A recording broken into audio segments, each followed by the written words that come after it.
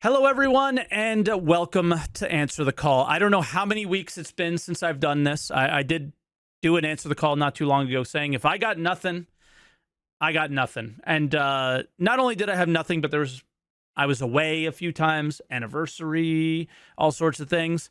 But we are back, and there is some drama to talk about, which is Star Citizen's wild PTU wave changes. I have done a React video on it. I just reacted to Morph's video on it, and I have a lot of feelings, and I'm actually getting quite... I think I've been more pro-CIG on this one than most people, actually, which is kind of surprising considering it's me. But I think that this is a way better choice than what we've had in the past. Now, before I get into what I feel about this and then into the callers, you can see up above me says giveaway installs. So this is something where I've been sponsored by Capital One Shopping, and Capital One Shopping is a shopping browser extension, like many of the browser extensions that you guys have out there, which is just crowdfunded, basically. What are they called? Coupon codes or whatever. So if you're out there shopping on the internet, it's quite simple that you would want to get a discount, right? And sometimes you see that little apply coupon code and you don't have one. Well, yeah, they got you covered. So this is something where it says giveaway, as you can tell. So link will be down in the description down below for YouTube. If you are watching on Twitch, this is a US only thing. So make sure you guys are in the US when adding this app to your browser. So again, it's a browser extension. It's quite easy. It is 3 steps to install, takes about 30 seconds of your time.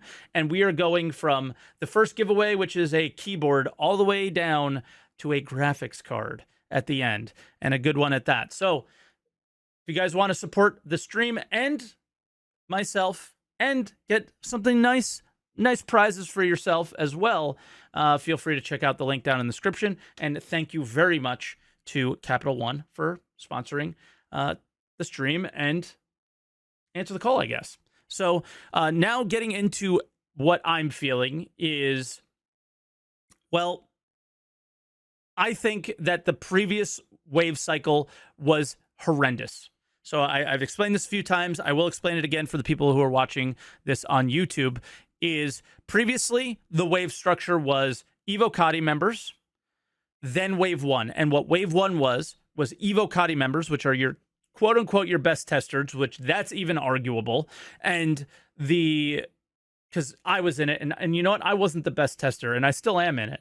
I've been very good lately, but for a while I wasn't, because I was working this job and that job, and it just didn't have time to additionally test on top of it. So there's quite a few patches where I wasn't the best. But Wave 1 is Evo members, and then everything else was paid. So it was Evo members, subscribers, and concierge members, which was $1,000 minimum to get in, right? So that's basically how that worked. And I have sounded off on how horrendous I think that is. Horrendous that was. And they finally realized it was too, and decided to make a change. Now we're going to wave 1 is Evocati members, the most active people in terms of hours, which is not the best metric in my opinion, because many people will just sit AFK in the previous patch, or hours played doesn't indicate best tester, right? And then they kept the subscribers, because they don't want to lose subscribers, which they know they will, because they know they don't give enough value to their subscribers that they will, with the little things like that. And then they're just going to lose subscribers, because the main reason people probably keep subscribed is for the FOMO that they're missing out on wave 1, which is horrendous. And then $25,000 concierge members. And then it goes down the line and increasingly gets more and more until the last wave, right? Not good. Not good at all. But I will say it's better than what we had before. We want focus testing early, and then you want, what would it be called? Like hammering the server testing. Like lots of people in the game just playing regularly later. That's what they need.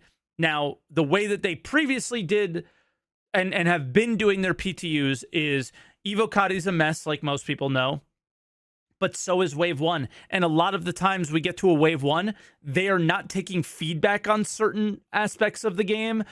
They are still putting in features in Wave 1. That's ridiculous. That's ridiculous. That's not how we should be handling these waves. That's not how we should be handling the PTU test cycle. You should be, by the time we get to Wave 1, all of the features should be in and ready to be gathered feedback on, right? And they are consistently rushing these things out to meet their ship sale schedules or whatever other BS they're trying to do, right? That is bad. So there's many bad things they're doing and not doing a good enough job of. And then on top of that, live is still a testing environment.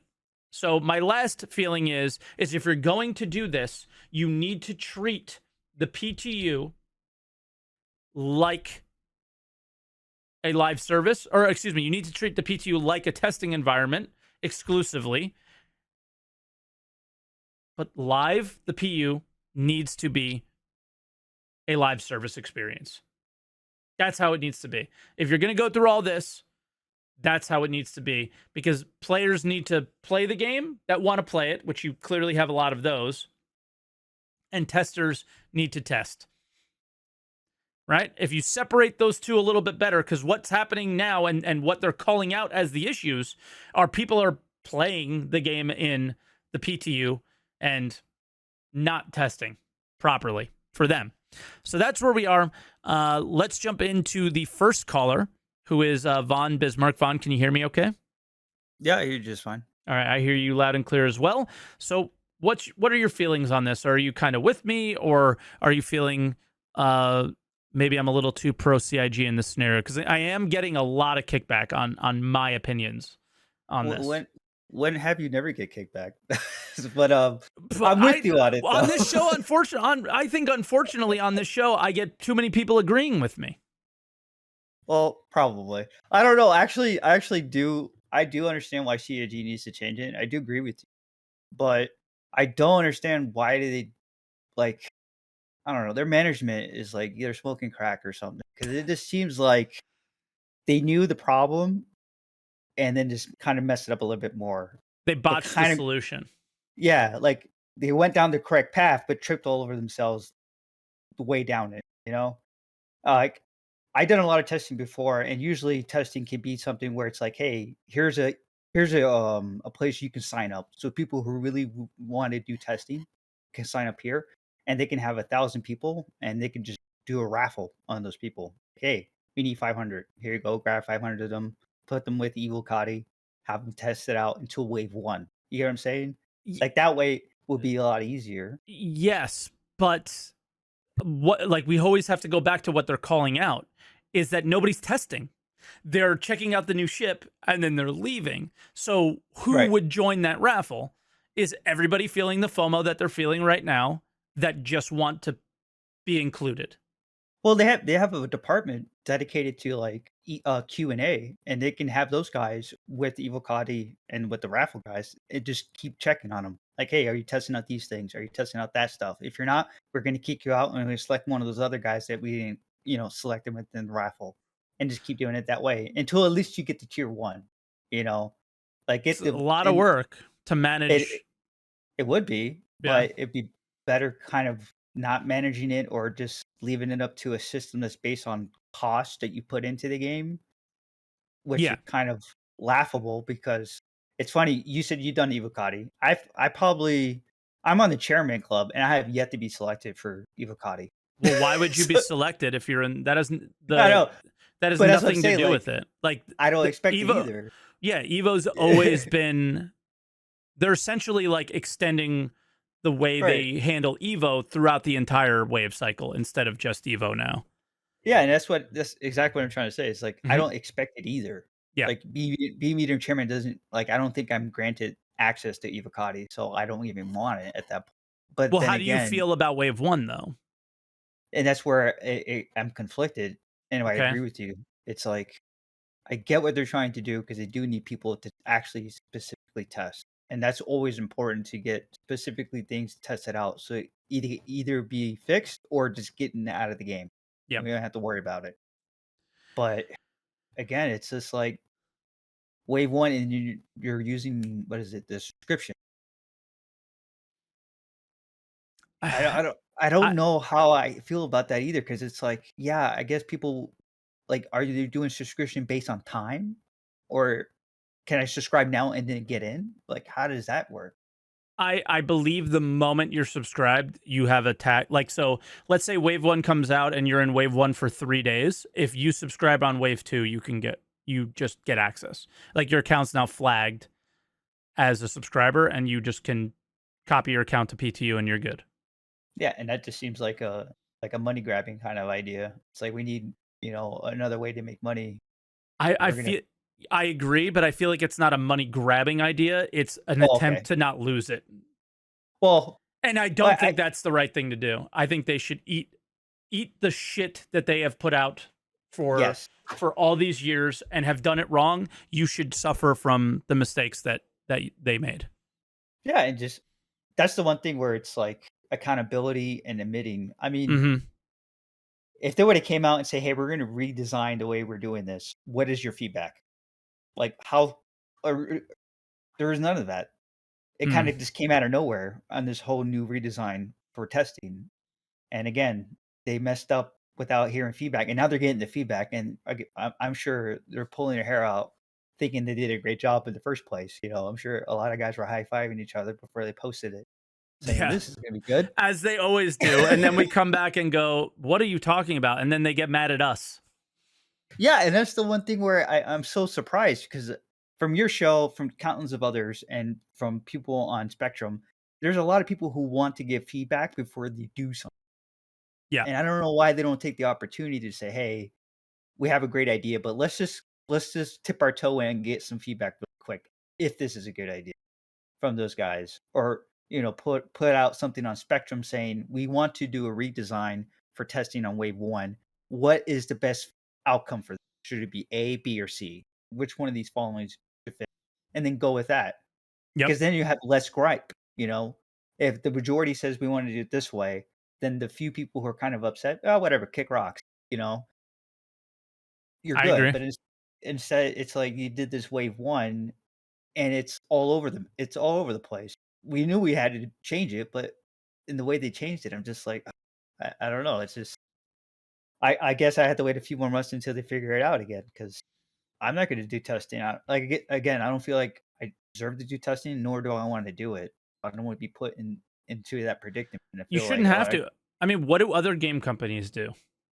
Like, here's the Well, thing. Why I haven't heard a mention of what other game companies do with their testing environments. so, I remember we talked before, I don't know if you remember, I work with, a game company out in San Francisco, Ubisoft, and what we do is a raffle basis. So, Okay. like, at conventions like E3 or whatever, we'll have, like, a sign up where you just put in your email, you sign up, and we'll guarantee you access to a beta test build before anyone else, and it's just a raffle. Yep. You can sign up at our website. If you're subscribed at our website for, like, news announcements, that's another way to get it, and just the but we also have a third party that we pay out to do testing. Yes, because They end up that testing was the it out. next thing I was going to ask is, well, what kind of data are you looking for? Is it just load testing at that point, which most likely I'm assuming it is, right?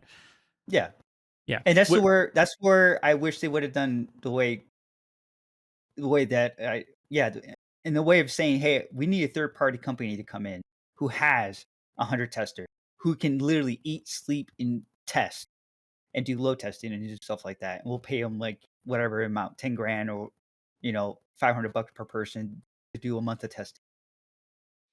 And then we can go to our community if we need more testing, Yeah. you know. But That's instead it's just that's the issue is that they have their internal QA. I think we don't like they praise them and all this stuff, but the experience that we have in the game doesn't show that they're doing a great job to us because we would hope that there would be less bugs, I would assume. But you're in game development, so you probably have a better understanding of what to expect more than I do at this Yeah. stage and all these things. So you can kind of please comment on that comment when I'm done here. But then the way they're doing the PTU waves and the way they're not even bringing the features in ready to get feedback on, right? So it's Yeah. like it's just this really they're just handling everything from this insanely ridiculous standpoint, and none of it's good. And Well, that's because of the way they're doing that, then they're making them. I don't know. They're kicking themselves in the foot or whatever. You know. I think where I was talking about this in the green room is just management and meeting goals. So if you're management and you're not meeting goals, or A, they're not really meeting goals, but your management is not knowing what the end line is, you're gonna Hmm. have issues like this.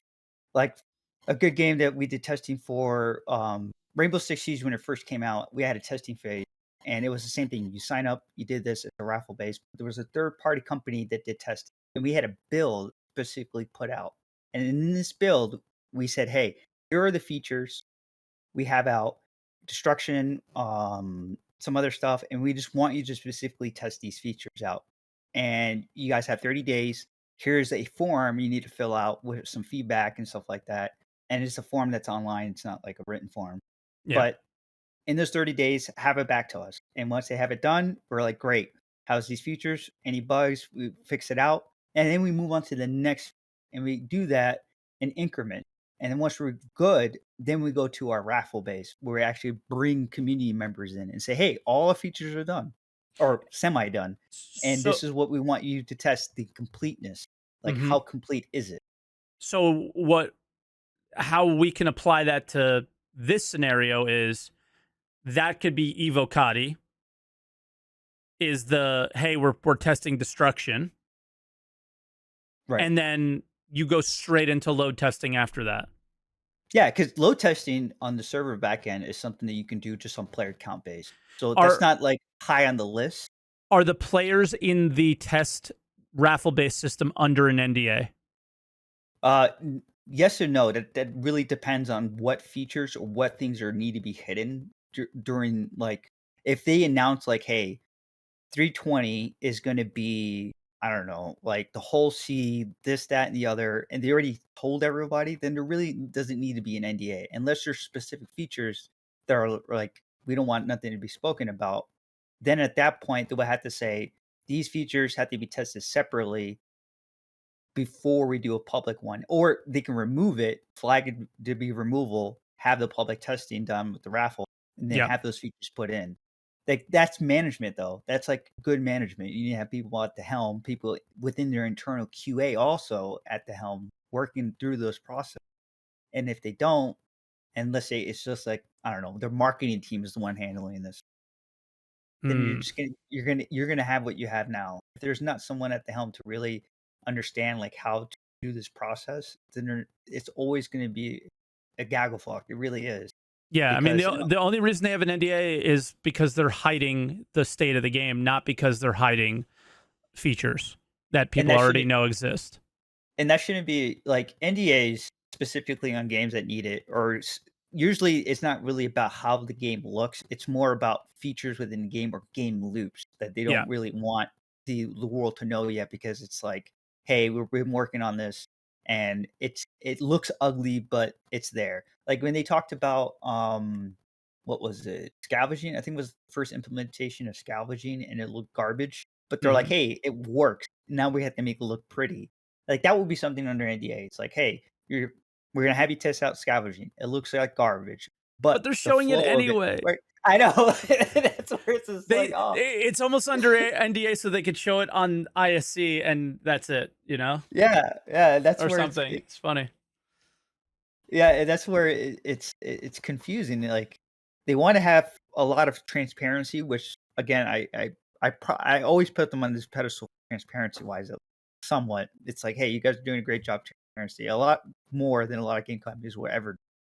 But at the same time, it's like you have to either bite a bullet here or there and just say, "Hey, at least when it comes to internal testing or some stuff for Evocati, we're gonna do it in this format, like other industries or other companies do it, Mhm. and that's the way it's gonna be." So a lot Yeah. of people who are going to miss out, are going to miss out, but this is how we're going to do it. And again, if they said our goal for 320 and they actually had a goal and they're saying we're going to meet this goal and we're not going to add anything, we're not going to take anything out, we're just going to say this is what we're going to do, then it shouldn't be that hard at that point. But if they're trying to like push in new features at the last minute, that's not a good thing either. Last minute feature being pushed in that hasn't been really tested shouldn't be on that list. It should be Yeah, it's something why for we have the PU that we have today, and with some things, I think. yeah. It's laughable, but it reminds me of like a child learning to ride a bike or something. It's like you're gonna see them mess up tons of times, but a This lot of child's us. 11 years old, I know Vaughn. that's They should exactly what know how to ride a bike by now. that was exactly what I was going to say next. It's like we're watching a child learn to ride a bike, but we look at this child and they're 40. They're a It's like, teenager. yeah, it's like why?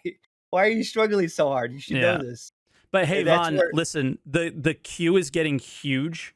So as much as I'm enjoying this, I would say let's start wrapping it up. So if you have anything else you wanted to say, now would be the time. But this call has been awesome. no, So I don't want to no, cut you off. I would go forever, but yeah. I hear you. I appreciate the time. I appreciate the effort you put into everything you do in your work. Oh, I I thought enjoy I'm it. just a lazy content creator. I'm sorry. No, no, no. Believe me, I have Mm. a lot of guys in my office watching because it's like, hey, you see what he says? Let's not do that. So I appreciate it. You have a great day and good morning and everything. You And too, man. can't wait to hear the others. All right, brother. Well, thank you so much for your insight. I appreciate it. No problem. Bye now. All right. So the next caller is Tesstatastic. I think I'm getting it right. Tesstatastic. Yep. Second one, you got it. Tesstatastic. There we go. I'm putting your name in now, so it'll be a little scuffed for a moment. But what are you thinking? I mean, you can obviously respond to some things from the previous caller as well. But how are you feeling on the whole fiasco? I guess we can call it. Yeah. So when it first came out, I was kind of upset of like, oh man, they're changing everything with PTU. I like was just in concierge because I just got into concierge like maybe a couple months ago. So I'm like, oh, maybe I'll be wave one. And I was wave one for 318. And then hearing you and other people talk about it, I didn't do any testing. And why do I Yeah. want to be in wave one? I want to go play other games while people are doing the hard work of helping fix stuff in wave one. It's FOMO, man. You're just Yeah, feeling it the is. FOMO. That's all. Yeah. And that's why I see a lot of people get upset about Star Citizen, like, oh, like it's the state of the game. Like, yeah, you guys can go play other stuff. You can pay attention. That's what I do. I watch videos, I watch content, see how it is, but then I go play other stuff. I don't want to get super burnt out, get like super upset, getting too fed into like the loop because it's a self-feeding cycle. I Sure. feel like at times. Yeah, I mean, that's the thing that I'm just dude, I'm just eating popcorn and just absolutely taking it all in and just giggling at all this is Yeah. the instant reaction of, "Oh, you're taking my thing away that I never used in the first place."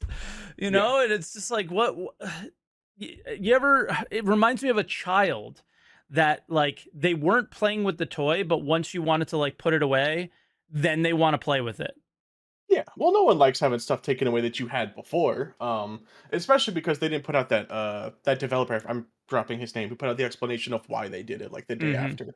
I felt like similar with the previous caller and Morph, if they put that out same day or even had graphs saying, "Hey, here's all the people who were in Wave One. Of like the 100%, maybe 20 were actually playing more than 10 hours per Yeah. like patch or something."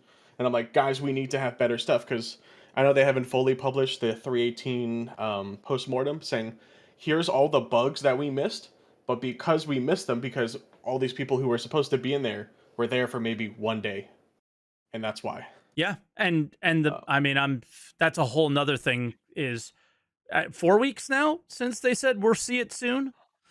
5? What is this? My Why? personal theory for that is just it's holding off. They know we're in a kind of like a drought right now. CitizenCon's coming up. They want to probably have this release closer to September. That way to kind of keep up the news cycle, get people back in the game, and then CitizenCon will be right after that. Maybe they're waiting for Wave 1. Yeah. Oh yeah, with the 318 postmortem, yeah. Yeah. I thought we were talking about 320 in general, but No, yeah. I mean the postmortem. Yeah. The I don't know. That one kind of pisses me off because they put the game through. They put the game through it in 318. We're still technically playing 318. It's been bad. So what happened and where are we and where are we going? Because there's a lot of the PES stuff that I would love to hear about and what our experience will be in the next few patches rather than nothing at all. But yeah, I don't know. Do you have anything else on, like, are you going to subscribe? Do you, how do you just more of, I guess, how you feel about everything? If I were to subscribe, it'd probably be for like the monthly flair. I probably wouldn't do extra testing. There's so many games coming out this year, man, and like I haven't even started Baldur's Gate. Oh, geez. Yeah, hurry up. You have, I what, know. 22 days until something like that, until Starfield? Yeah, and then Armored Core 6 comes out, which I'll be playing that as well. Yeah. No, there's a lot of stuff, and it's yeah. Why? But Why? We don't have to. What? You don't have to play Star Citizen. Yeah, exactly. I love this game. This is my this is the game it caused me the most hate, but I also love it the most. And I'm like, I'll just go play other stuff. I'll pop on Halo or Fortnite or whatever. Yep, exactly. But all right, it sounds like we're kind of towards the end. Tesstatastic. Is there? I guess that we're kind of at the end. I think I'll let you go, but if there's any final thoughts, feel free to share them. No, that should be close to it. I had like a kind of potential idea for waves, but I think Go for honestly, it. like you said, they kind of made their own bed with the subscriber stuff. So essentially, it would be based on hours, but then also modifiers. So say wave 1, we need 5,000 people, and we're gonna get the top hours. However, we have people kind of close to the same hours who have around 100 hours. The guy who has a subscriber, who's also around that same time, would get higher priority than the non-subscriber. Yeah. But also, if you're a subscriber and you played 10 hours, you're like wave 4. I think, that would be cool. I think also, for me, it would definitely be issue council reporting. Yes. And the quality of it or whatever. Yeah, they should be able to like link that because it's like all your same profile stuff and like either submitting it or replicating it because obviously we don't want duplicate issues all the time, and that's why there's some of the stuff they could close like, oh, we already have this issue, closing it.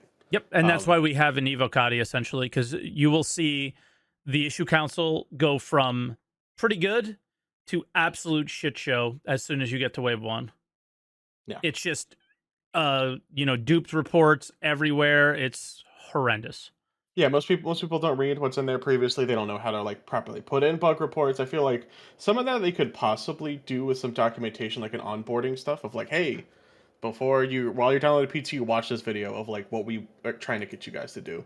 But it would also be nice to have that in game of like, oh, we just noticed you crashed from desktop. Do you want to tell us and see whatever, like in the main menu? I don't know, but yeah, I mean they have their crash reporter, but yeah. All right. I mean, I definitely agree that we should have some additional ways of choosing who's in there other than ours, because that's not going to work. And I think they'll realize that quite quickly. But all right, Testa, we'll catch you later. Thank you very much for your call and your insights. Yeah, thank you for having me on. All right, man. Talk to you soon. All right. And our next caller, I will go to this scene so we don't have that big, weird, goofy thing. Sick, can you hear me? I can hear you. All right, cool. I didn't put you last, but I put you last in the group, so I hope that's okay. But the initial group. Race, so we're good. Cool. So how are you feeling on all this?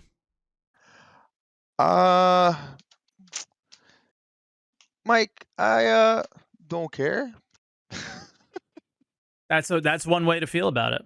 I had this awesome talk with Bismarck when we were in the green room, and I just think people like to do or make whatever the expression is, like a storm in a teacup kind of deal. Mm-hmm. You know, like, okay, the company decided to change the method that they're gonna do waves. I mean, I was part of PTU Wave 1, and I would go in there, and I remember the early days with 318, where you couldn't even get out the hab because of the lag. You couldn't get out of the elevator because you just fall through the elevator. And I went in there for the first 3 weeks and I reported some stuff, but after that I didn't. and because I don't get paid for it, and I No, just don't you have the you time. pay for it. I pay for it, but I don't get paid to do it, right? Exactly. So it's at some point I'm like, all right, cool. I'll wait until it comes out to live, and it's not gonna kill me. I just feel like you mentioned, like the FOMO thing.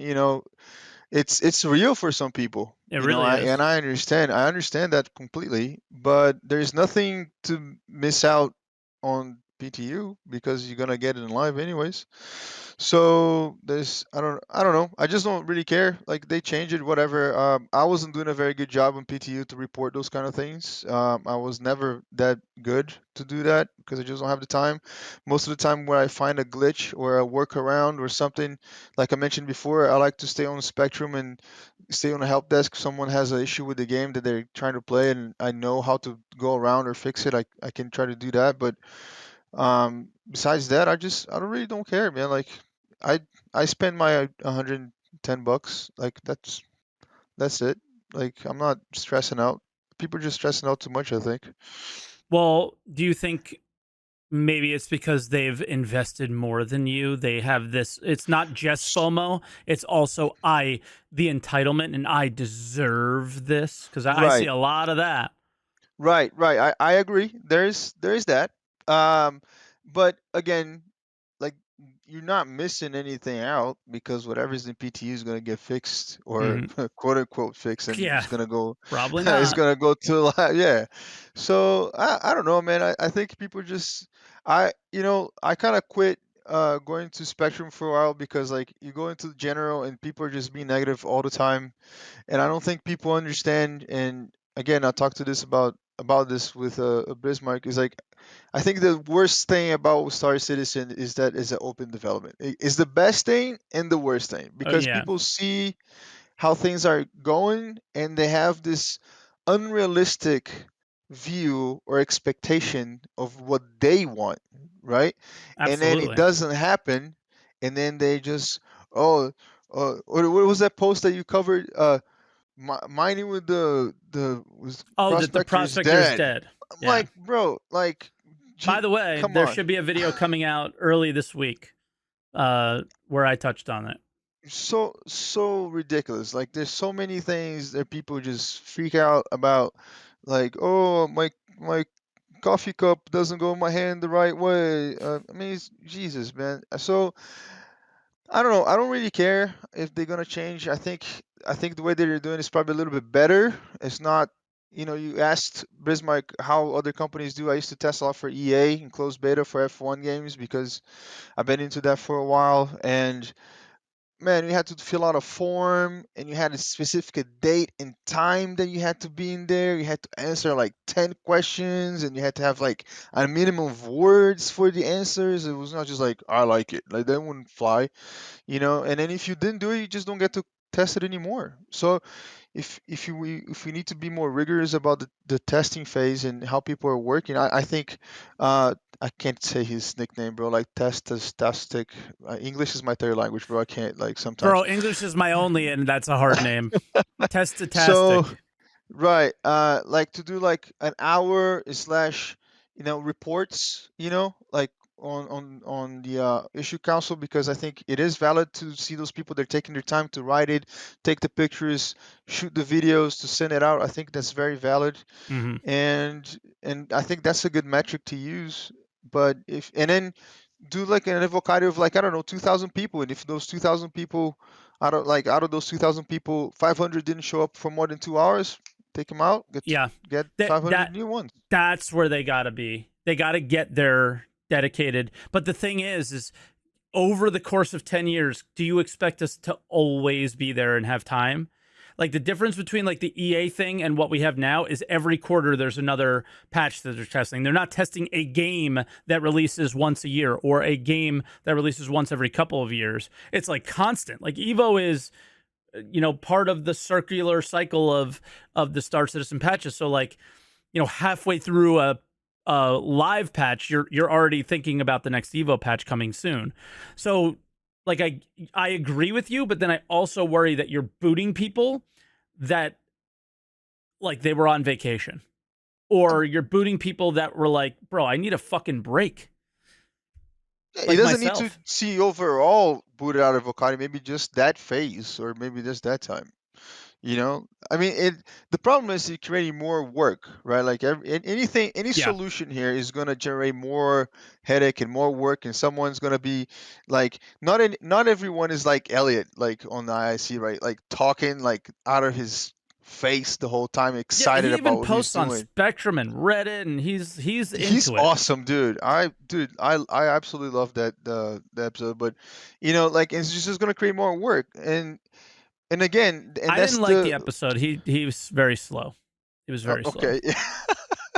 Yeah, we all fall asleep with all the nodes on the Yeah, screen. yeah. But you know, like once you create work, I think when you generate more work is because you're actually working towards fixing something. So if it's gonna take more work to fix more things better, then I'm all for it. You know, like if I was to sign an NDA or any agreement that says, hey, I have to test for this many hours to be part of the process, and I was willing to do it, then I would. And then if I wasn't, then I just wouldn't. But Yeah.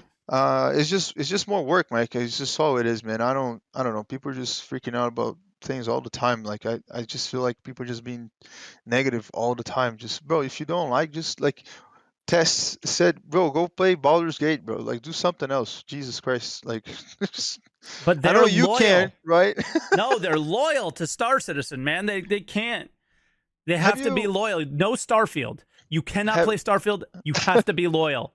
So I've seen many videos around about gaming in general, how people is becoming a lot of political, like people cannot like both two games. Like people have to like just one game or the other, and if they like one, the other must suck. Kind of like it's very political lately, and I just don't. Who I cares? don't. Those are Right. those are just a very small group of people on the internet that are chronically online. Who cares? It's just, bro. Like if you're not happy with something, just do something else. Like for a little. Like Yeah. Like Star for me, Citizen if you is what don't it like is. Star Citizen, you should just quit, right? Like every comment below every one of my YouTube videos. I'm not saying quit. Just give it a I break. know. I know. But you know, you went on vacation for a week. You kind of quit for a little bit, I guess. I don't play the game. I play the game lately. I've been enjoying it. But when I don't play the game. It's that simple. I'm having a lot of issues with live right now with high B win is like really killing the way Bro, that comes and like goes. I have it sometimes and then I don't, and there's no I don't get it. and there's a issue council already A about it and huge is issue council report. Like yeah, it's one of the most upvoted ones I've ever right seen. and I'm like, all right, since I can't do this bunker missions or whatever, I'm just here I am driving a Mustang in Monza. That's what I'm doing right now. Like I was just I don't Bro, know. why aren't you playing Baldur's Gate? Because it's not really my style. So why It's aren't not you my playing style. another game? I am playing another game. I can play iRacing right now, bro. Oh, I thought you said you were riding around in a Mustang, like Yeah. the ship. Sorry. No, I'm no, bro. Whatever. I Listen, get it. I get it. You're playing I think iRacing now. I did. I It went think over my head. I think people are just going too crazy. I think Over we nothing. all understand. I think we all understand that, like myself, there's a lot of things that I like about the game and the whole journey, and there's a lot of things that I dislike about management. Management's always been like that's one thing that I really don't like about CIG. I think management is run very poorly, and like I understand that people get upset. Like I understand people put a lot of money, a lot of time, a lot of effort into this whole journey, this whole adventure about making this game. But at some point, like bro, they're just changing the waves. Like it's just not. Just You'll get it. breathe, Yeah. right? Yeah, like he's gonna come to life. You're not gonna miss anything. Like nothing's being hidden besides the vulture hidden behind a paywall, Yeah. for now, right? And the whole So sea like, coming up. right? Like every ship has to be behind a paywall for 3 months or whatever. But I like wish it was only just 3 months. I think the Scorpio is like a year. I think it was, but we can just if he's not good, if you're not happy, Like, I understand, but this should not make more than what it is. Like, they're trying to do something. I Okay. agree. Maybe they put out something they should, like, hey, like, what do you guys think about changing the waves to this way, this way? You know, people put their negative comments below, whatever. But I think it's just people just making too much out of what it is. Fair enough. I think that's a good place to leave it. Sick Mechanico doesn't care. Didn't ask. Don't care. Don't care. Giga Chad. All right, bro. we'll see you later. Enjoy your iRacing, and I'll see you in wave 15. 3. Wave 3. That's where I'm guessing it. We'll see you. All right, bro. Catch you later. All right, man. See you later. Bye-bye. All right, and our next caller is going to be for our Discord users. Everyone knows this guy. He is now famous. You're famous, Vendes.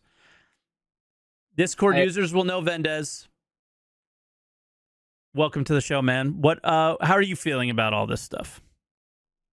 You were calling for someone to disagree with you, and I thought that was the call to me. So Okay. I would drop by. I think you're too focused on how this is a step up, because it looks to me as if CIG replacing one broken thing with another broken thing. That's my opinion on that. Yes, and I don't disagree with that at all. I'm more focused on the that it is a better thing, because literally everybody else is focused on the number $25,000.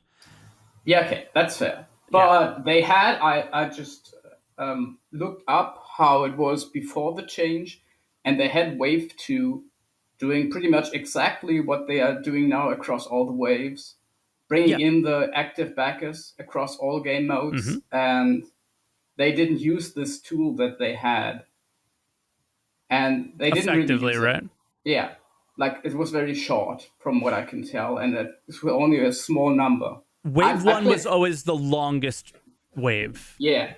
Is the problem. I played really actively during some of the patches and didn't make Wave 2. So the it can only be a small number of people from what I can tell. Wait, you're not in Wave 2. I wasn't in Wave 2 before, right? And I played really actively, like hundreds of hours on time. I don't know how small the number was for Wave 2, but I didn't make Wave 2. What? I don't know if you could see my face now, but just in the conversations we've had on Discord and the amount that you have to play to have earned, because a lot of the conversations Vendes and I have had were like, I earned all these ships in the game and so on, or we've had those. You can't play the game a little and achieve the things you've achieved. Right. So that's so surprising. Yeah. So maybe I missed it, and I had access once. I think I had access once really early in the 3.16 era or something.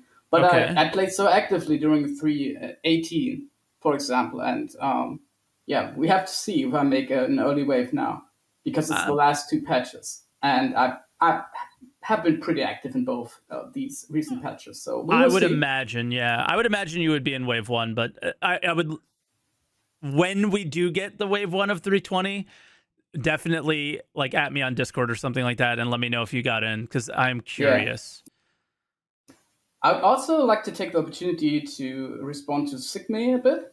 Okay. And I think we are not in the luxurious situation that we can just move on and do something else in the meantime, because a poor PTU performance affects those who are interested in playing live. We have seen that in 3.18, when they CIG allegedly didn't get enough people to test on the open PTU, so this was no longer a wave thing.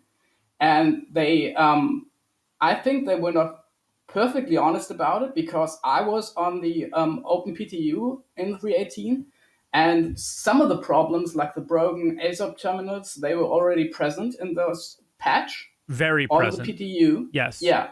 And what happened on the PTU was, what I saw happening on the PTU was that people realized they couldn't spawn their ships, tried it like 3 times, and then they gave up and moved on to play something else or go to the PU and play there where the ASOP terminals were not broken. And then they didn't test on the PTU. So something was really wrong about how the PTU was handled by CIG, in my opinion. They didn't provide really an incentive to deal with this broken patch on the PTU. Then they didn't get the participation on the PTU, and then the PU players had to deal with it because they were rolling out 3.18 in a state that was not ready.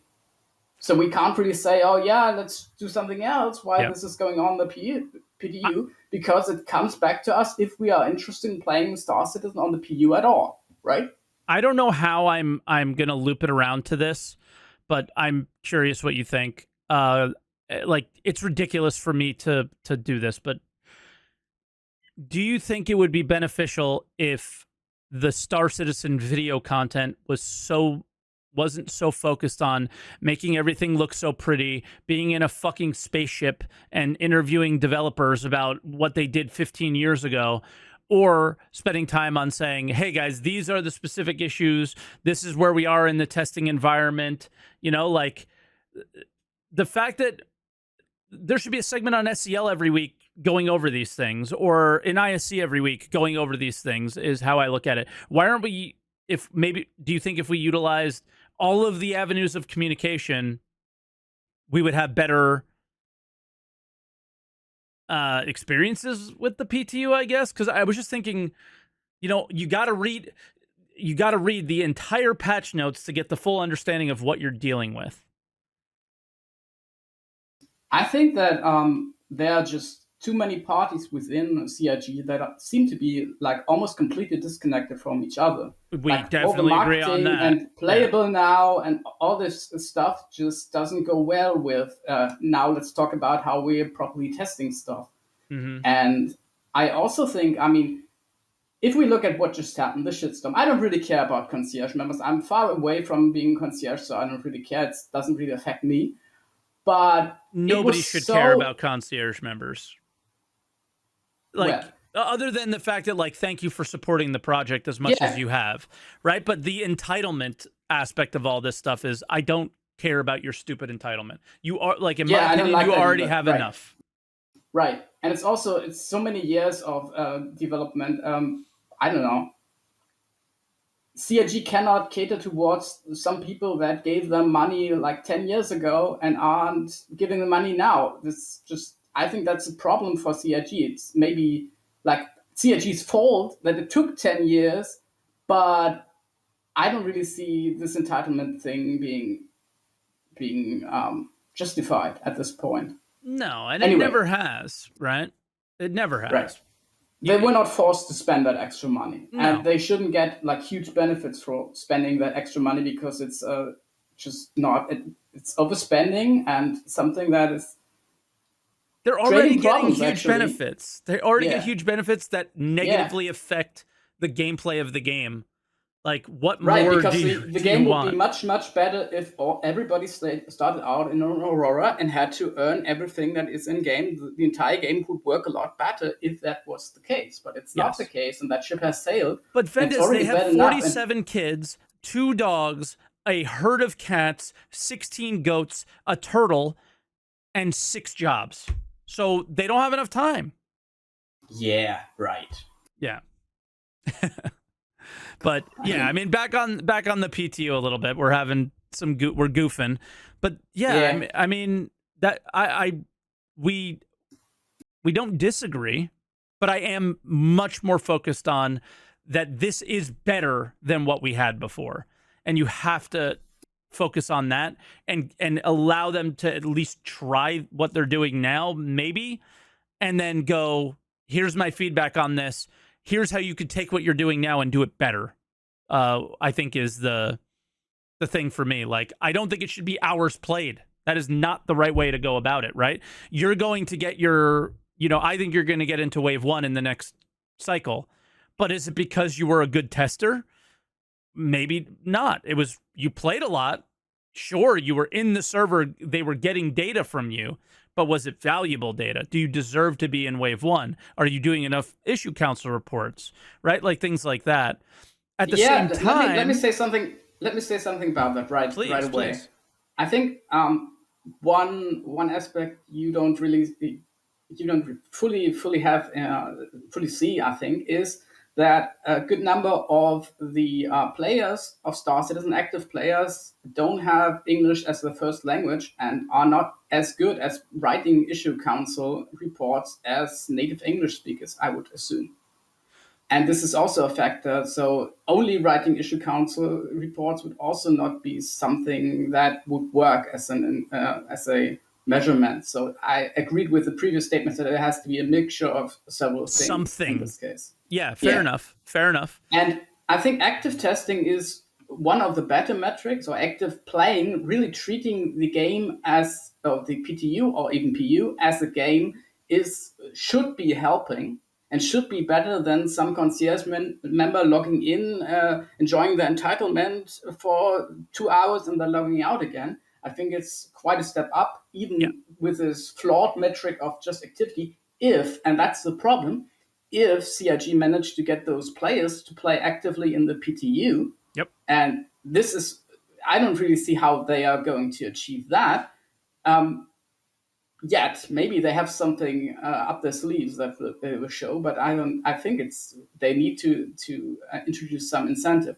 And here I also disagree a bit with what von Bismarck said, that load testing, or how I understood it, that load testing is mostly something about mass, and it's low value, some sort of testing that you can get just for stressing the services. It's how you stress the services and how much you recreate the way that they are stressed in a regular environment, what matters. So what you need to do is not to get like 150 players on some server idling in New Babbage or the other starting zones. What you need to do is you need to bring those players to do the same things that they would do on the PU pretty much, or some new things that have been introduced in the patch. And only then you get the data that reflects how the patch will behave on the live service. I don't think he's saying that, though, because he's okay, so talking. that's how I understood it. No, yeah. I think you're understanding it possibly correctly, but at the same time, he was a Rainbow Six developer. Nobody's AFKing at Port Olisar in that game, right?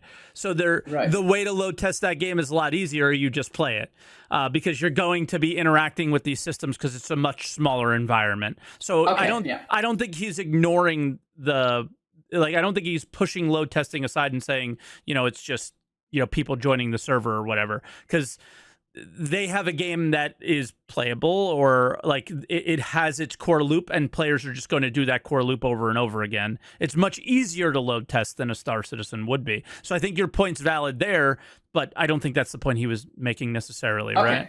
Fair. Also, to just wrap it up at some point, I mean, we can't talk forever.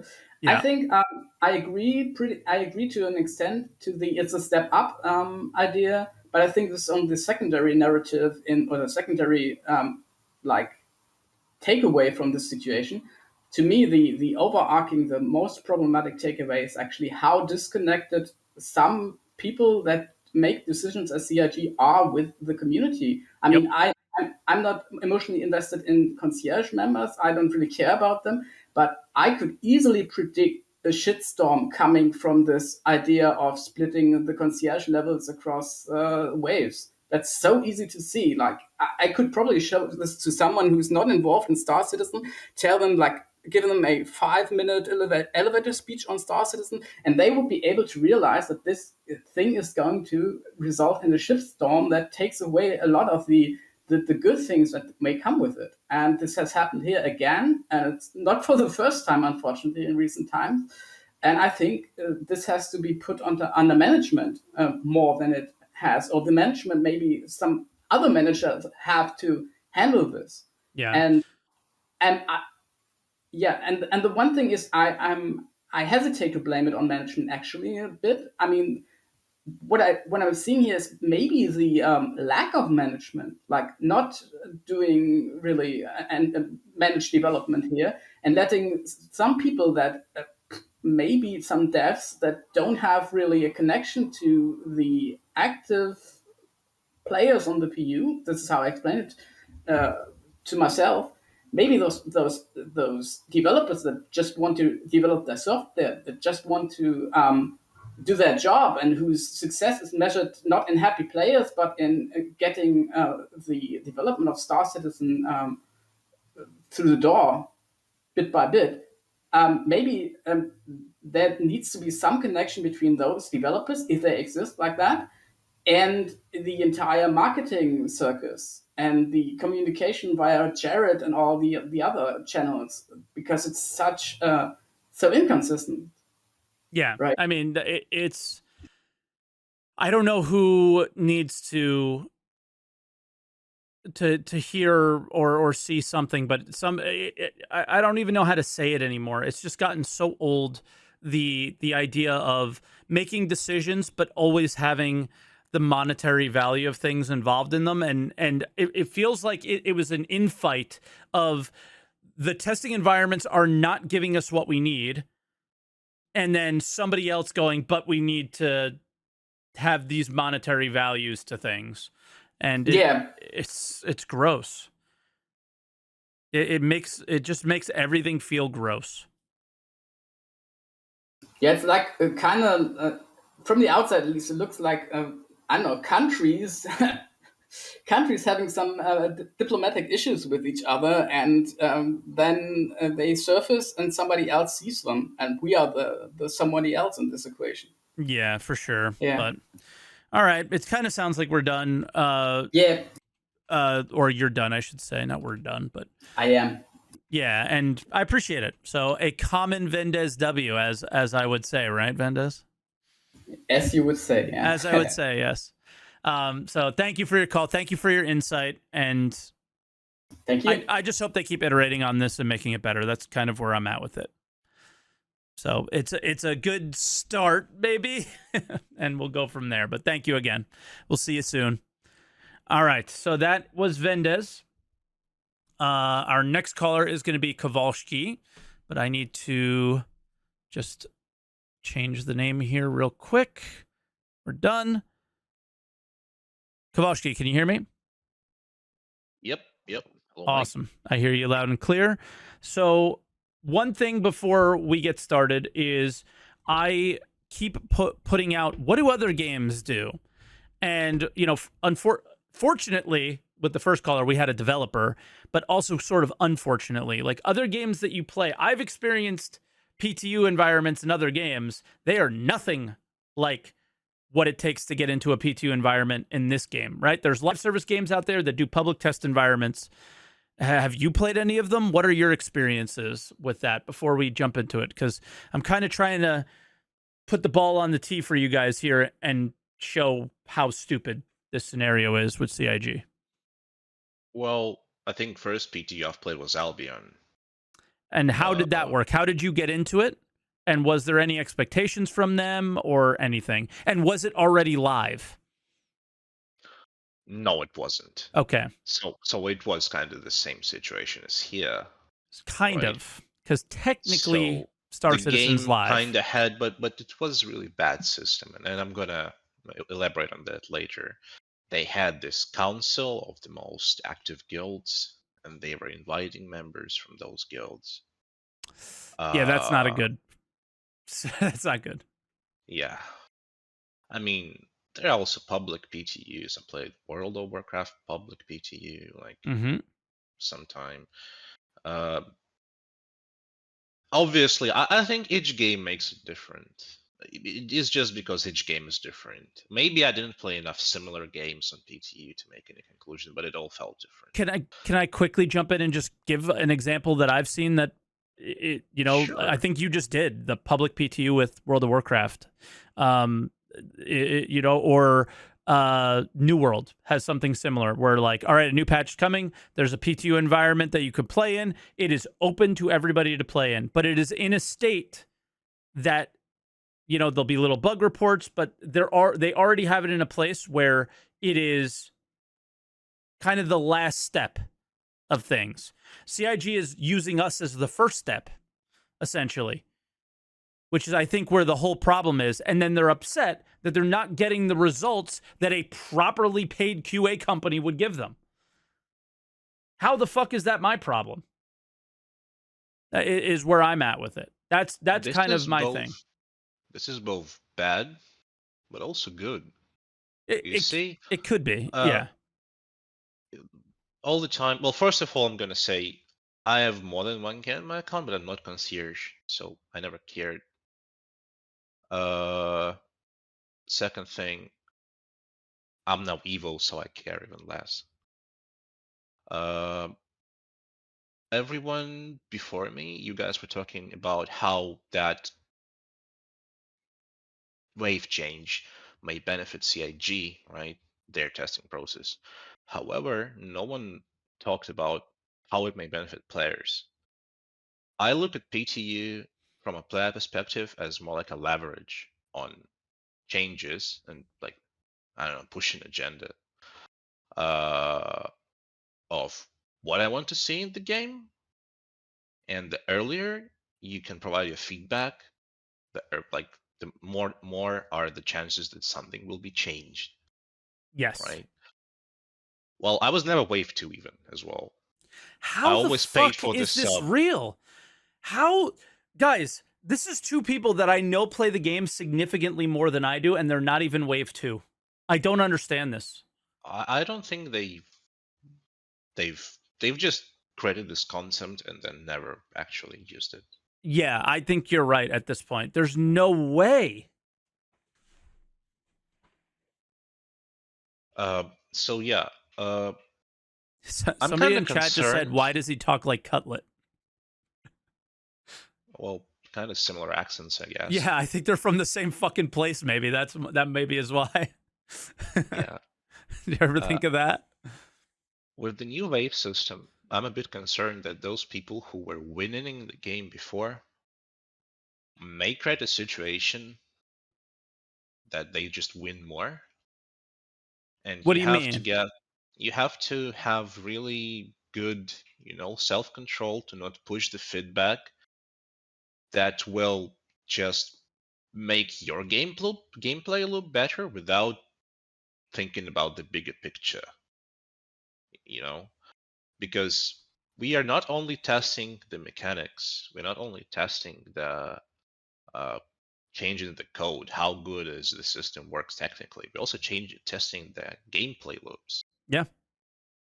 Some gameplay loops, even though they do not affect like directly any other player, they may affect the game in a whole where, well, let's say you are doing gun running and they add back the possibility of like, let's say, buying uh, railguns or grenade Mm-hmm. launchers. Well, if you're a regular player, you will say, well, that's cool. I don't need to bother with finding or buying them anymore. But then, like, the gunrunner gameplay loop just dies because, like, what's the point? And it's just like one of the many examples. I'm just a bit afraid that if CIG make this Wave 1 even more elitist, like it is right now, with people who regularly play maybe more biased towards some activities, and it may make things a bit worse for everyone. But then again, I'm not really like, it's not a red alert for me. I think CIG can clearly keep their own vision of the game. Yeah. Yeah, and they are good on pushing back some ridiculous feedback. But we had precedents where it was different. Well, anyway, and people, my opinion, people are just doing a big drama out of nothing. Of course. I think but it's not out of nothing for them, right? Like, they're mad because they're mad. Like, they feel validated in their feelings. But I think for the most part, it's like, let's see how this plays out. I don't think it's the best decision, but I think it's better than what they had, and we'll see what happens. That's kind of where my point of view is. I'm just sick and tired of just how stupid they are with certain things, and it's very clear about the subscriber money that they see. If people actually subbed for the right reasons, they would get rid of it. But because they're subbing just to get into the PTU, they know this, and they're That's one of the most egregious issues that I have with it. But yeah, Oh, yeah, I was always subbing just for PTU, never exactly. subbing for anything else. Exactly. They must know when they get increases in subs, and I guarantee you it's around wave 1, because people will ask in Twitch chats or YouTube comments or on Spectrum, how do I get access to the game now? I want to play the new stuff. Oh, well, this is how you get access. You spend $1,000 or you spend $10. And people will go, I'll spend $10, and like that'll be that. It's pretty fucked up. I think Well, it funny should be enough, open to anybody, and that's kind of how I feel about it. Is maybe you do the raffle system. I don't know, I think raffle would be better, but then because then you again, would feel you'll have like to you would feel you'll like you to have do to the play. raffle. Uh, I don't know about that. No, I Dude, won't. somebody just mentioned Anvil Empires in chat. I have been in the raffle and have never gotten into it. I'm telling you, the moment I get into the next, if I get into the next Anvil Empire sign up thing, I'm going to stop everything I'm doing and play that test for the exact amount of hours that thing is live. I am going to make my gamer chair a toilet. I'm never getting up out of the seat, right? So maybe people will have a similar experience with that. Is I want to play it, and if I want to play it and this is my opportunity, then There is one huge issue with any system that Seiji can come by, and it's unfixable. We have multi-crew gameplay, and if you are getting in and your friends are not getting in, what are you supposed to do? yeah, If you want to test multi-crew. that's why I didn't play with you guys last night. So without breaking any NDA, and this kick me out of Evo for sharing this, is there's some changes coming to mining, and there was a mole that wasn't fully crewed, and people needed a crew member to actually test. So instead of playing with Kovalski yesterday, which sounded like way more fun, I Evo tested in the mole to test the mining changes that are coming. Because how many opportunities do you get to get 3 or 4 people in a ship at one time in Evo? It's hard, actually, especially, certain times of day or whatever, and the people that I was playing with. So that's why I chose that over that, because it is that difficult, and that's such a valid point of view. And with this new system, it makes it even worse, because now they're making more waves, right? Yep. Oh, it's all I wanted to say. All The right. biggest thing, again, like to reiterate, is you will get even bigger leverage on the game the more hours you play, which may sound fair, but it's a dangerous technique. Especially when But it's overall, just the hours you play, right? And yeah, not other factors that are probably more important, absolutely. which is like the quality of your feedback, or right, the quality of the hours that you're playing. Like I'll give just before you go, I'll give you a pretty good example of maybe about 3 or 4 years ago, I had a lot of discussions with a specific developer that handled the way all things are distributed in the game. So whether it's loot boxes or hand minables to the shit that's in a cave on the ground. And I was very critical about the way that mining was currently distributed and all the ideas I had in my head on how it could be. And he came into my chat one day and was like, I noticed something funny is you have a lot to say about mining, but you are nowhere near the top 10 of people that are mining. And I was like, okay, but that doesn't mean that my feedback isn't valid, right? It doesn't mean that what I'm saying isn't right. And I'm not mining because it's shit. The people who play some gameplay loop the most just optimized it to the extreme, and it gives birth to this mindset that just wants more optimizations, which may hurt overall either fun or the balance, and this is not good. No. So yeah, I mean they'll figure something out, but this isn't it, I think, is where we're at, right? Yeah. Yeah. So all right, Kovalski, we'll let you go, buddy. Thanks for calling, and I'll talk to you tomorrow. Not today? Oh, okay. Tomorrow. Later, Yeah, I guess. if Okay. I either said it to you or Cutlet. I thought I said it to you, but tomorrow. Yeah. All right. Maybe today, but most likely not. All right, brother. Okay. Later. Later. Bye-bye. All right, so our next caller is Captain Comedy. Captain, can you hear me? Yeah, hi. Hello. Hey. Hello. So how you feeling? I mean, like a lot of people, I've been playing since like 2016, a little Okay. bit longer than that. Plenty of time. Yeah, I mean, to me, I feel disengaged. When I first started up, and like a lot of people, X software developer, tested experience and stuff like that. Okay. I wanted to be of use to the Star Citizen cause, but I think I felt after a while I wasn't getting the value, or I wasn't feeling valued, so I just stepped away from it.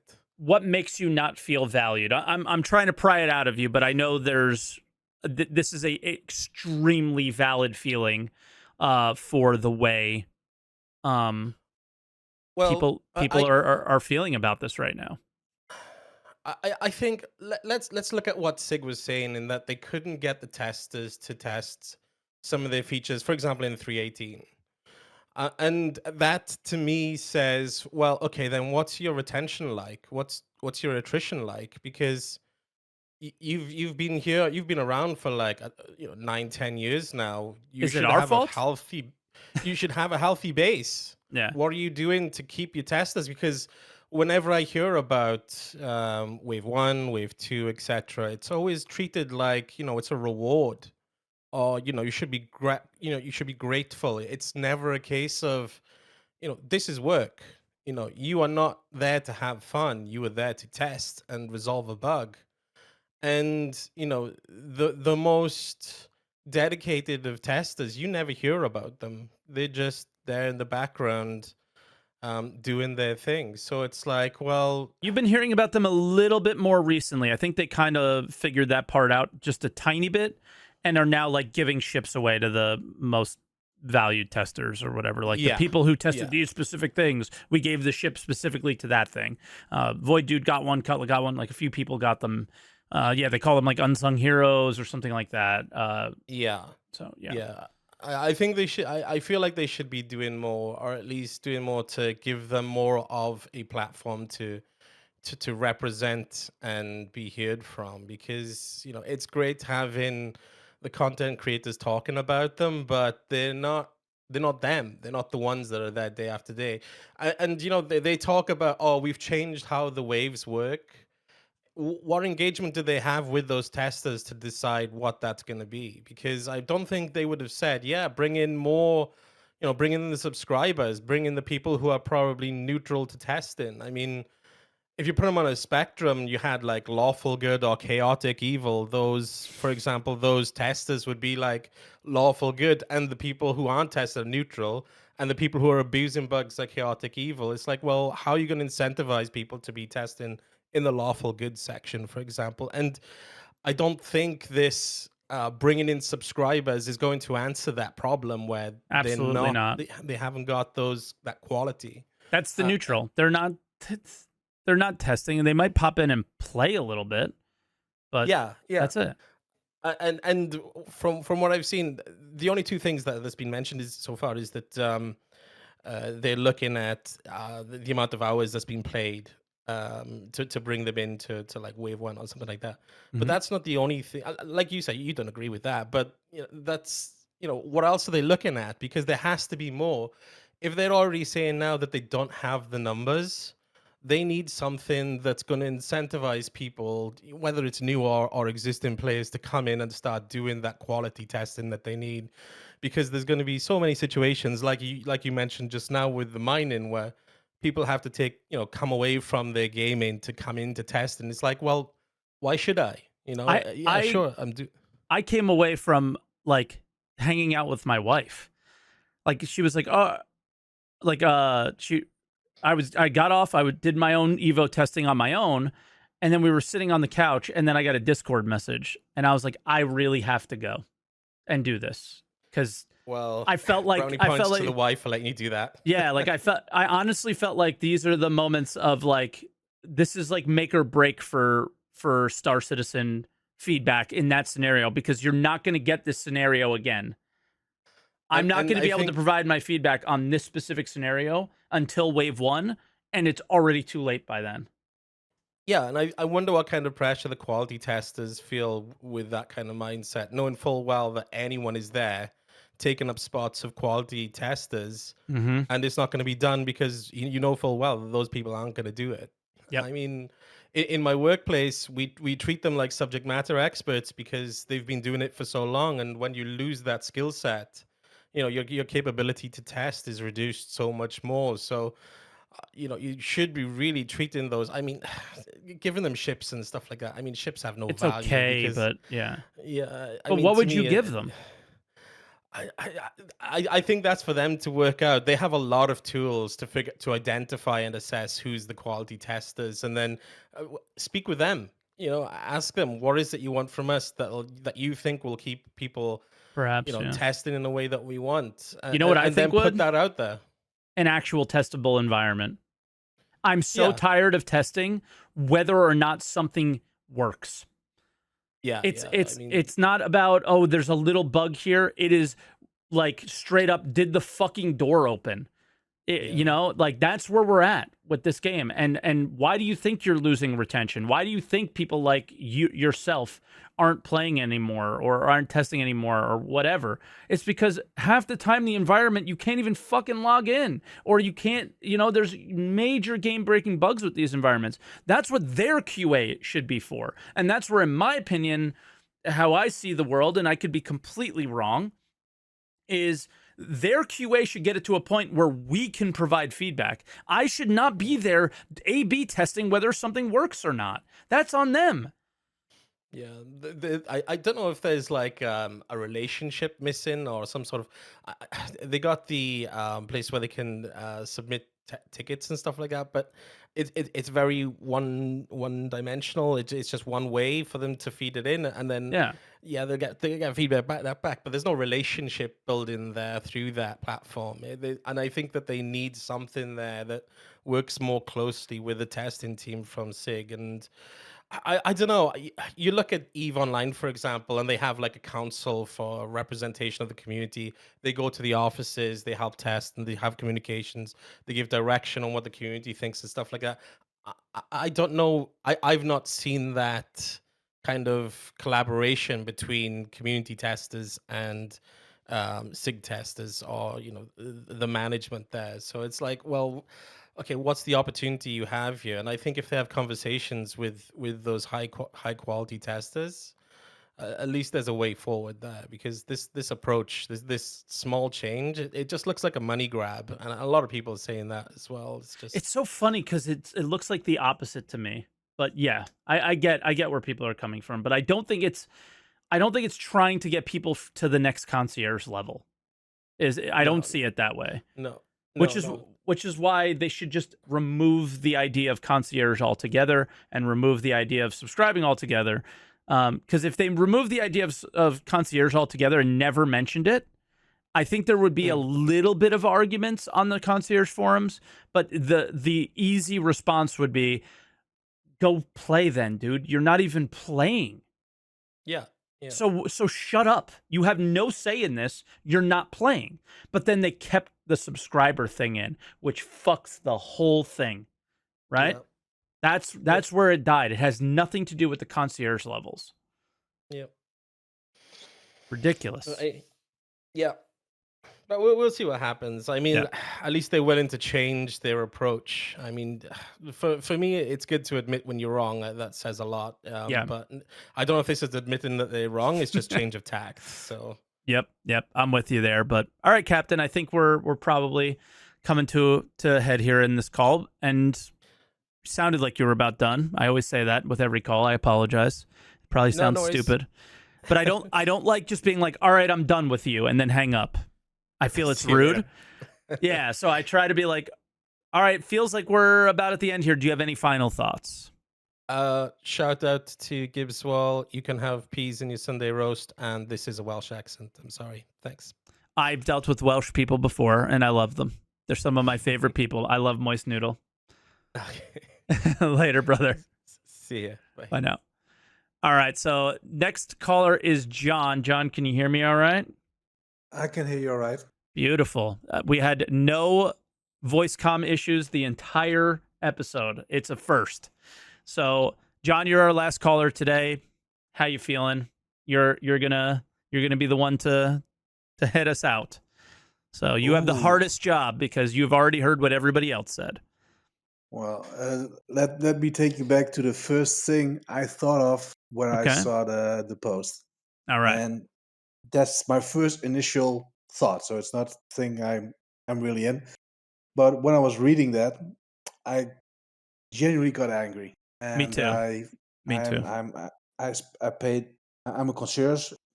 I paid more than 2,500, less than 5,000. I'm somewhere in wave 3, I guess. Mhm.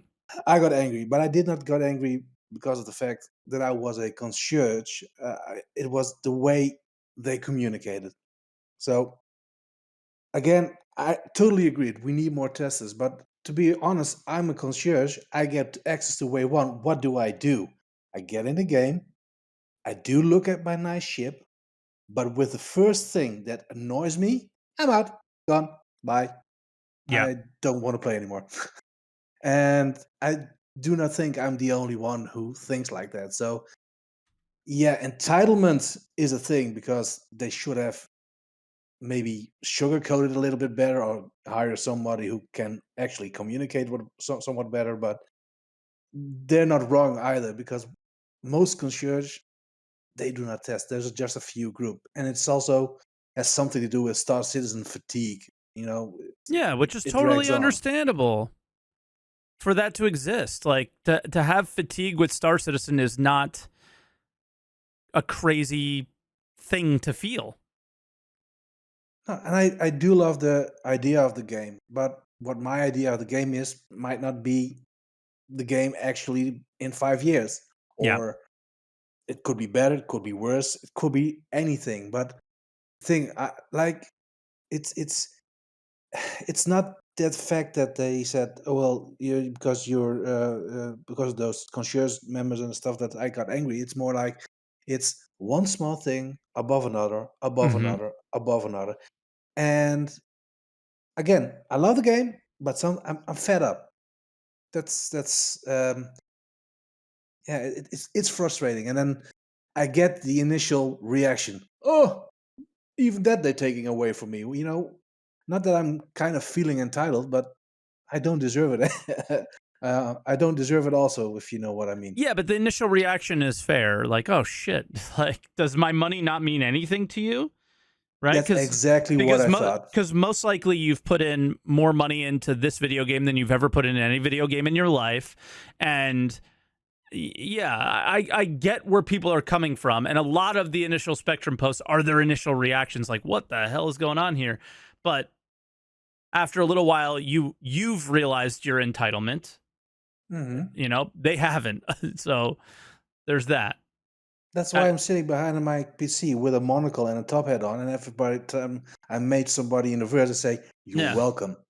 You know what? Every time a CIG developer shows up into my Twitch chat, you should say you're welcome for paying their salary, and they should do whatever you say is in the game because you paid their salary, right?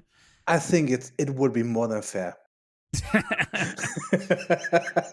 But no, to be honest, don't get angry about something like this. There will be, in 3 months, there will be something else, or even next week. And the only thing I can say is just stop, think, and react later. Because most of the people, they get angry, they scream, and then a day later they see some YouTube videos, have some other comments, some other thought process, and then it's okay.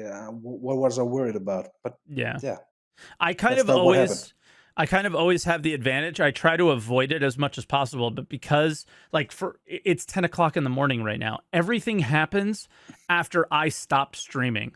So when an ISC comes out, I don't watch it until the next day because I want to watch it with my community. When an SEL comes out, I don't watch it till the next day. When a post comes out, I don't look at it until the next day. So like I'm not even active on my Discord after like a certain time after my stream because I'm gonna get spoiled with everything, and my point of view isn't gonna be my initial point of view, which I think people tend to care about. But sometimes I do get spoiled, and with this one, I sort of did. So I had the ability to look at it and go, well, yeah, like my initial thought was, this is the dumbest thing I've ever seen in my life. And then I thought about it and was like, well, it's the dumbest from the financial choices that they made, but from the testing point of view, it's actually better than what we currently have. So let's let them cook. But then, you know, the more that we've talked about with other people, it's not that much better than what we have now. So it's, you know, your point of view changes over time. Yeah, but the thing is, I was trying to explain to them, like, it's not that important. And I get with the subscribers because they literally paid for it. And then I get screenshots of, you know, some stuff, what was said on a PTU page and stuff like that. Mm-hmm. I'm like, really? Why? I mean, I just log off and I play Rust, or maybe in a month I play Starfield or whatever. Then I'm good again, and then I play Star Citizen again. The thing is that's what they all do too, right? but They're all doing the same thing, but they just, or they're chronically sitting on Spectrum, which you spend any time on Spectrum. How can you not end up having the worst takes imaginable if you're spending all your time on Spectrum? I don't know. That is a cesspool. Reddit as well in so many ways. They've done so many good things on both those platforms, but especially in times like these where nothing is happening, it is not a fun place to be. Well, in Spectrum, always two things happen when you reply on something. First off, your opinion is validating somebody else's opinion. Yep. And you get the backlash from the other side. Yep. Or your opinion doesn't validate both, makes sense. Picard Palm. Ignored. Yep. Picard Palm and move on. Yeah. Picard Palm, baby bottle, snowflake. There you go. Yeah, well, you know, I'm not a white knight. I'm not even a black knight. I'm at a point I really don't give a ... anymore. Just say it. Finish the game. Say it. Just I don't give a fuck shit anymore. I don't give a fuck anymore. Yeah. Just finish the game. I want to play. I had loads of fun with Star Citizen, but god damn it, make the game already. Yeah, just make the game. Yeah. I agree. That's it. I think that's a good spot to end it, John. Just fix the game. Fix it. All right, brother. All right, brother. We'll let you go. Thank you so much for your call and for your insights. Thank you for doing this. Really no problem. All right, brother. We'll see you soon. Okay. That was Answer the Call. Now, that's possibly the last Answer the Call that will ever look like this. Just me. I want to let you guys know, for the people who haven't seen Answer the Call for a while and have been missing it, which, sad-faced, I haven't heard anybody ask me where Answer the Call was, so do you actually miss it? I don't even know.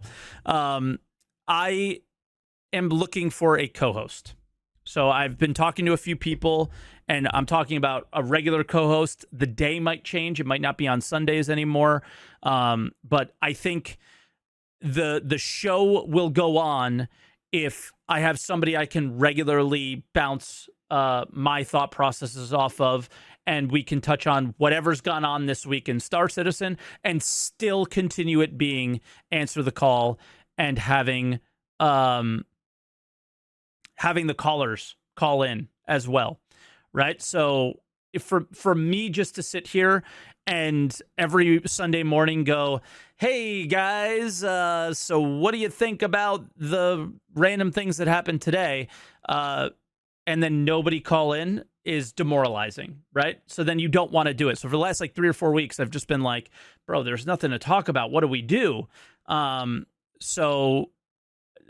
You guys are already like, you know, in Twitch chat, they're already asking who some people are. You'll find out. I don't know. I don't even know who it is. So I'm talking to a couple people, and we're going to see who makes the most sense and who works out the best. I have one that I would love to, and I just want to see better timing for somebody else, and we'll see. But I'm seeing a lot of people in Twitch chat going, I'll do it. I'm looking for content creators. I'm looking for people that are, have already proven that they can be consistent and make content and all these things on a regular basis. So yeah, you could say content creator elitism, but it's like you need somebody who you can rely on. And sorry, I'm not going to rely on somebody random person in Twitch chat. So content creator is part of the qualifications there. So hopefully you see the show change just ever so slightly. And that's the change I want to make. I think it's going to make the show great because we're always going to have a show. And if we don't have callers that day, that's okay because we had an hour or so with whomever the co-host is, and we provided you with our points of view that are hopefully, slightly nuanced from each other. And I think that would be really great. So that's where I'm thinking to taking Answer the Call. It's not going to be, it's still not going to be your classic, I'm the Star Citizen content creator. These are my points of view, and these are the only points of view that matter. The call-in part of the show is going to still be the point of the show. But it's to get your excitement and your need to call in is going to be so much easier where I can go back and forth with somebody. So that's kind of where my point of view is on this, and we'll always have a show. And that's where I want to be is to be more consistent with the show. And I think that kind of what inspired me was the Desync podcast and stuff with Burks on how easy it is to have a show every week, to just talk to your co-host, right? It just was like, that's where the light bulb went off, was like, that's what's wrong with Answer the Call. That's where we can make it better, right? Maybe there wasn't anything wrong with Answer the Call, but that's how we can make it better. So that's where I'm at with that. Thank you guys so much for watching Answer the Call this week. I really appreciate it. I thought this was a fantastic show. In an hour and a half, we got through more callers than I think I've ever gotten through, where we used to stack them and they would just be like forever calls. I thought we handled the length of call and everything. So give me some feedback on today's show, but I am very proud of it. So if you have something bad to say, I'm going to ignore it. But anyway, guys, thank you so much for watching. I appreciate it. Like, subscribe, comment down below, all that stuff. If you're on Twitch and you missed some of the show, it'll be up on YouTube as soon as possible. As soon as I end the stream, I'm going to jump on it. All right. Thank you very much, guys, and I'll see you soon.